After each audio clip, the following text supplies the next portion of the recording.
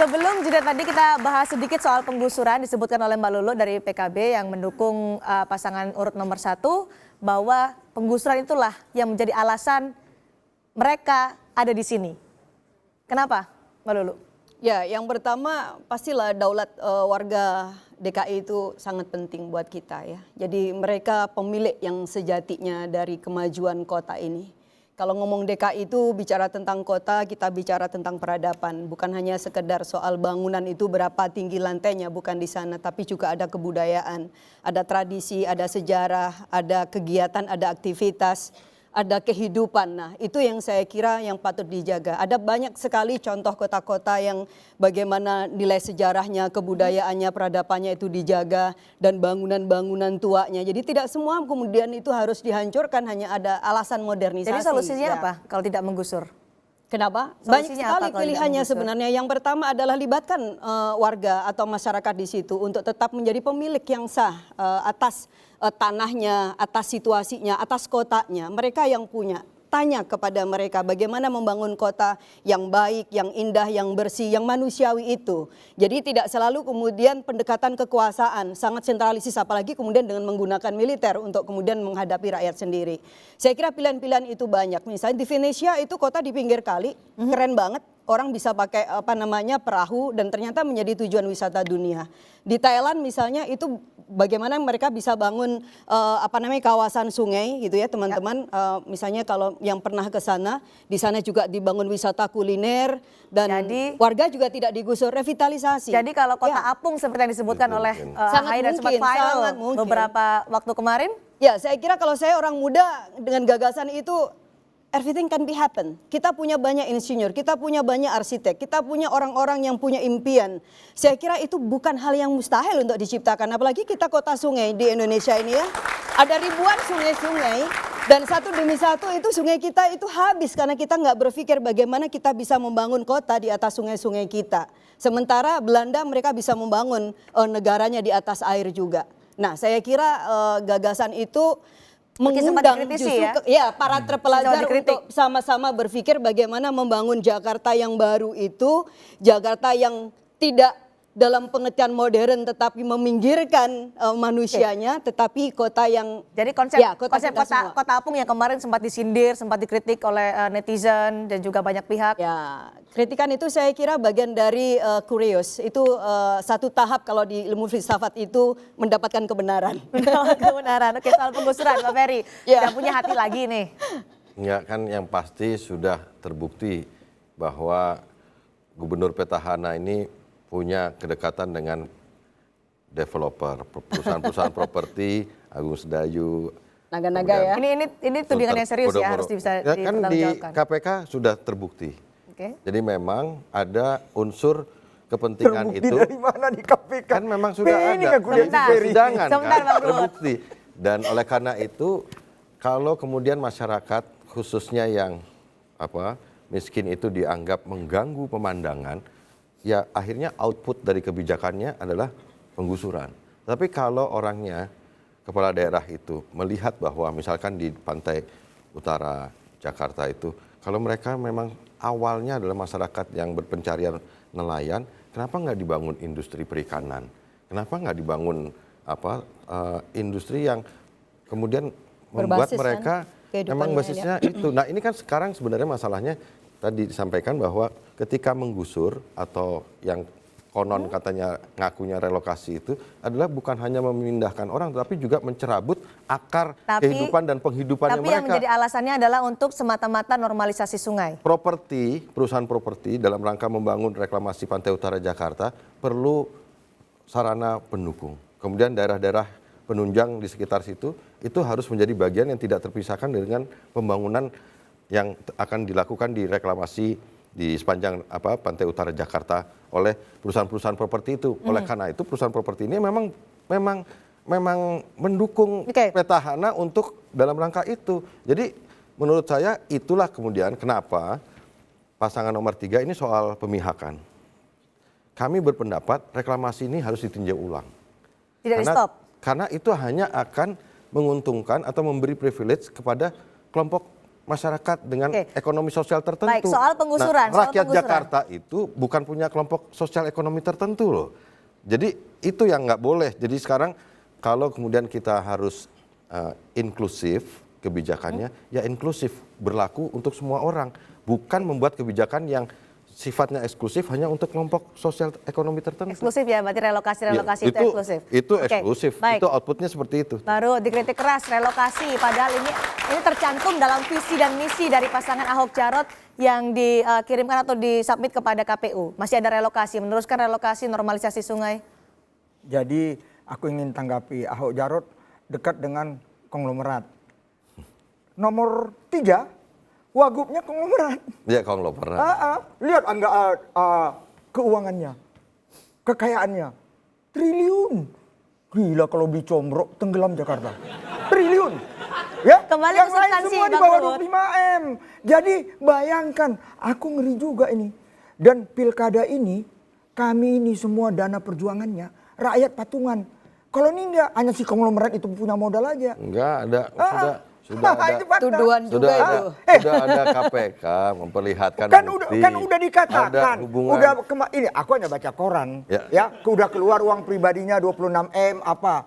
Kalau Ahok itu, Jarot itu cuma 1 jutanya untuk buka rekening. Lainnya rakyat itu juga. patungan, sekarang sudah 60M. Akhirnya hentikan, tapi mau nyumbang terus. Bang Ruhut, bantu maaf, saya dananya potong. untuk Aceh, Bang bencana Ruhut, alam. maaf, kembali ke substansi soal penggusuran. Iya. Banyak dikritik. Sekarang ini paling indah pertanyaan. Ingat, kerja. Ini mengajak rakyat menghayal ini juga. Enggak. Terjadi penggusuran harus diketahui. Ahok Jarot itu ingin mensejahterakan rakyat. Bayangkan tiap hujan banjir, hangut di bawah air. Kasihan kan? Tapi sekarang ditingkatkan. Nggak punya sertifikat juga, bukan ganti rugi, ganti untung. Ganti untung loh. Mana? Tinggal sekarang, keren kan? Yang mana, Bang? Yang mana? Yang gitu? mana? Yang mana ditanya, Bang? Yang mana kalau Yang kata mana? Yang pasangan rusuh ya? kedua? Ya itu yang aku bilang. Bertahap tapi pasti dong. Yang Dia udah ada- lantai ke-9. Ya, udah tangga ke-9. Mau sukses paling enggak tanggal 18. Kalian masih yang ke-1. Kalian punya omongan dari tadi itu semua janji. Ngeri kalau janji, Bos. Mbak Ferry, silakan. Mbak Ferry jawab tantangan ini. Ya kan sekarang malah justru orang-orang yang menghuni rumah-rumah susun, Ya. rusunawa yang disediakan oleh Pemprov yang dengan menggunakan dana bukan dari APBD, sebagian besarnya dari sumber dari CSR perusahaan-perusahaan properti itu. Nah, mereka sekarang adalah sudah mulai banyak yang dalam kurun waktu berapa bulan ini ternyata tidak disubsidi lagi. Dan jadi oleh karena itu beberapa biaya-biaya yang sekarang dibebankan kepada penghuni rumah susun itu sekarang tidak bisa dibayar oleh penghuni-penghuni yang notabene memang mereka nggak punya penghidupan lagi karena akar penghidupannya tercerabut. Dan oleh karena itu itulah masalahnya. Kalau orang melihatnya dalam perspektif masalah seperti ini hanya dengan pendekatan yang sifatnya teknis gitu kayak gini, padahal nggak bisa. Manusia itu nggak bisa dideketin hanya sifatnya teknis. Jadi harus dengan rasa. Dengan rasa. Itulah yang kemudian harusnya datang bahwa dievaluasi betul nggak ini sebenarnya. Nah, yang saya dapat laporan, mungkin ini informasi juga Bang Ruhut supaya ke depan nggak salah-salah nih. Sekarang tuh banyak yang mereka sekarang sudah nggak bisa sanggup lagi bayar sewa itu. Itu kata Ferry. Bukan. Kan bukan Ferry yang tinggal di sana. Bukan. Tapi kata mereka sama aku, terima kasih Ahok Jarot. Kami sekarang betul-betul diangkat derajat hidup kami. Jadi kan itu masalahnya kan. Oke, Ini Bang lucu Ruhut. juga ini. Tapi kalau dia yang tinggal di sana lain. Iya. Janganlah kata orang. Bang Ruhut, terima kasih. Mbak Lulu, soal ini, soal relokasi, soal penggusuran. Iya, saya masih ingat ketika Pak Jokowi dulu ya tampil di DKI dan memukau kita semua dan ada gagasan yang sangat-sangat membedakan dengan gubernur yang sebelumnya terkait dengan penanganan persoalan di Jakarta. Jadi bagaimana menggantikan model-model penggusuran tetapi dengan tetap memanusiakan orang. Misalnya dengan gagasan kampung deret. Jadi bukan menggusur tetapi ada revitalisasi. Jadi sungai tetap terjaga tetapi manusianya juga tetap dihargai dan dimuliakan, Bang. Jadi persoalan memuliakan ini memang yang penting. Memuliakan bukan menurut penguasa sebenarnya, tetapi lebih penting lagi adalah kembali kepada manusianya, orangnya, warganya. Ya. Kita pernah nggak memiliki kesabaran untuk bertanya kepada mereka? Pak Jokowi dulu dalam hal dialog nih, komunikasi dengan rakyat, dengan warga itu bisa dilakukan 10 kali kalau memang belum tercapai kesepakatan. Tetapi kalau Pak Ahok 2 kali 3 kali jebret kemudian diambil keputusan. Nah, saya kira itu kesabaran seorang pemimpin itu yang diperlukan.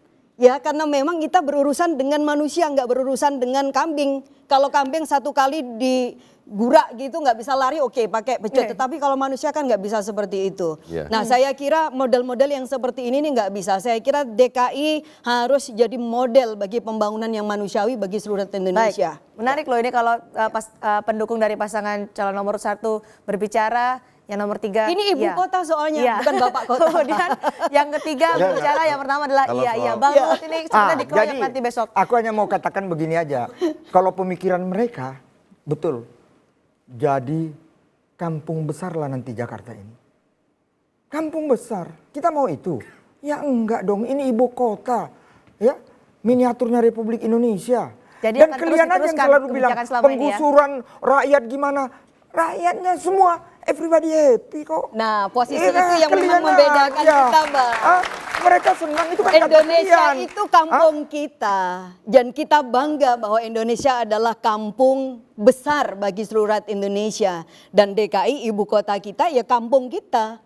Tapi jadi, dengan modern, jangan jadi kampung, akhirnya naik getek juga. Loh kan sama, kita kan bilang tadi kita memanusiakan Jakarta ya pembangunan yang bagus, Bang Ferry kan setuju nih Bang Ferry. Iya. Tetapi bukan manusianya digusur Bang, bukan jadi, sejarahnya yang dihilangkan. Saya tambahin yang paling penting kepada koalisi kita. Silakan Bang Ferry. Jakarta itu penduduknya 9 juta. Kalau siang 11 juta lebih, karena ada warga dari sekitar Jakarta yang masuk bekerja di Jakarta. 9 juta itu yang dikatakan oleh Bang Ruhut kelas menengah atas itu jumlahnya tidak mayoritas. Yang mayoritas itu adalah yang kalangan kelas menengah ke bawah. Menengah bawah. Itu supaya ngerti bahwa output masing-masing stratifikasi itu berbeda-beda. Treatment oleh pemerintah daerah pun juga beda-beda. Jangan kemudian digeneralisir orang Jakarta itu punya mobil semua, kaya semua. Itu nggak benar. Apalagi terus kemudian misalkan tadi pembangunan fisik itu seakan-akan bahwa dengan masalah pembangunan fisik selesai. Enggak. Banyak beberapa kota yang kemudian pembangunan fisiknya bagus, tapi masyarakatnya nggak happy kok, nggak bahagia juga. Happy ya, itu tapi sudah ada datanya ya. Ada kota yang pembangunan fisiknya biasa-biasa aja, tapi rakyatnya happy, itu banyak. Nah, kita nggak mau indeks kebahagiaan, kenyamanan, ketentraman, kebahagiaan rakyat Jakarta, warga Jakarta itu kemudian terkesampingkan dengan pembangunan fisik. Enggak, ini perlu diluruskan Ferry ini. Jangan cerita sepotong-sepotong. Enggak, saya hanya mau mengatakan begini, ya. Yang di Rusunawa yang dia bilang. Ini kok Rusunawa lagi? Bukan, naik Transjakarta gratis. Yang nggak mampu, anaknya sekolah gratis, naik bus gratis. Yang itu dong yang diceritain. Jangan, kadang-kadang dari kacamata mana nih kawan-kawan gue ngeliat. Tetap bersama kami di Dua Arah. Kalau itu gubernur ya, udah tunggu dulu mau iklan ini. Mau iklan tunggu lah. Sesaat lagi di Dua Arah. Itu gubernur yang dulu juga udah gitu kalau itu.